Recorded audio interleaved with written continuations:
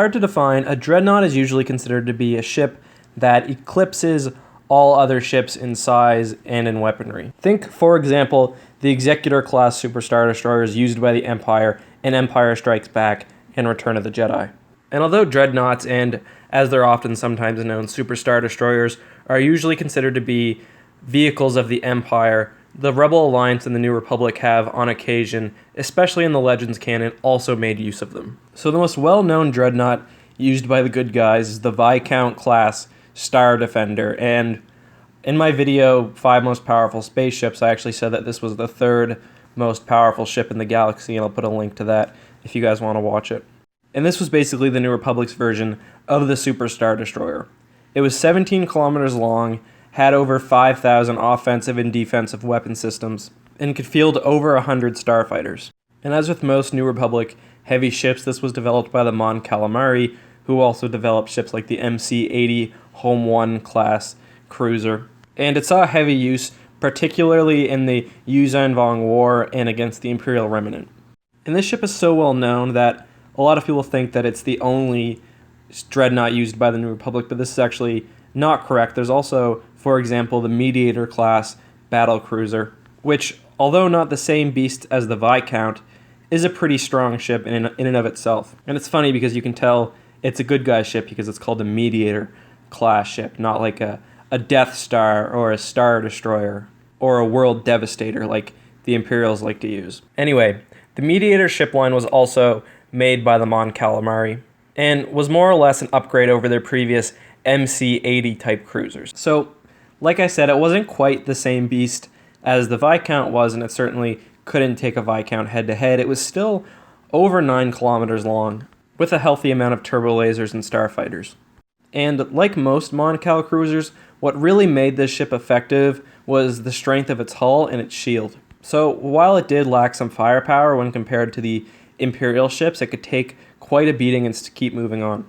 The New Republic also made use of the Strident Class Star Defender, but we don't really know much about this other than that it was big and that it was probably pretty powerful. So those were the 3 Dreadnoughts that were typically manufactured by the New Republic, and of course, the Rebellion was too small and didn't quite have the manufacturing capabilities to make a Dreadnought themselves.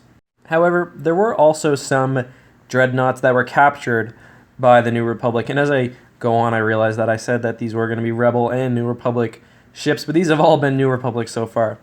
Anyway, the 2 from Legends are the Guardian, and I can never really figure out how to pronounce this, but the Lusanka.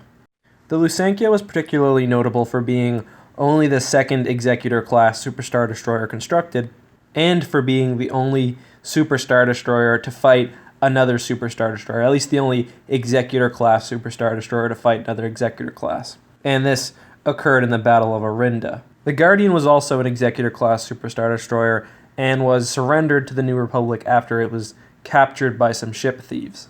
Now, into current canon, we don't really know whether the New Republic has any Super Star Destroyers or any Dreadnoughts. We do see a quick shot of a New Republic fleet during the destruction of Hosnian Prime, and none of the ships really look much bigger than the other ones, but that's not really much to go off of. However, as with Legends canon, we do know that, interestingly enough, the New Republic was able to capture 3 of the Empire's original 13 Super Star Destroyers, and presumably they still have them in their possession by the time of The Force Awakens. All I know is I hope in the new movies we get to see some new class of Super Star Destroyer. It's been hinted that the First Order may have something that's a little bit larger than what we saw in The Force Awakens. And although the New Republic has really demilitarized their navy, hopefully they've got something left that kind of compares to the Super Star Destroyers from the original trilogy. Anyways, guys, let me know, what's your favorite New Republic Dreadnought? Do you think we'll get to see one in the new movies? And do you think that the New Republic in current canon still possesses those 3 Super Star Destroyers they captured from the Empire? Anyways, guys, that's all for today. If you enjoyed this video, please subscribe, leave a comment, and give it a thumbs up. And as always, may the Force be with you.